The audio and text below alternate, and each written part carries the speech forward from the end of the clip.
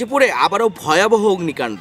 বাঘের বাজার এলাকার ফিনিক্স কয়েল কারখানায় আজ বুধবার দুপুর ১টার দিকে হঠাৎ আগুনের সূত্রপাত হয়।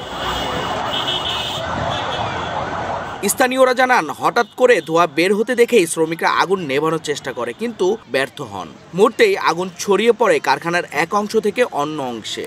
সংবাদ পাওয়ার পর মাওনা ফায়ার স্টেশনের ২টি ইউনিট প্রথমে এসে আগুন নিয়ন্ত্রণের চেষ্টা শুরু করে। তবে অগ্নিকাণ্ডের তীব্রতা বাড়তে থাকায় আশেপাশের স্টেশন থেকে আরও ৬০টি ইউনিট যোগ দেয়।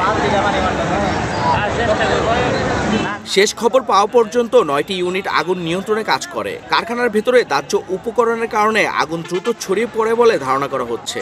এদিকে আগুনের লেলিহান শিখা পাশের বাসাবাড়িতেও ছড়িয়ে পড়ে। আইনশৃঙ্খলা বাহিনী ইতিমধ্যে এলাকাবাসীকে নিরাপদ দূরত্বে সরিয়ে নিয়েছে।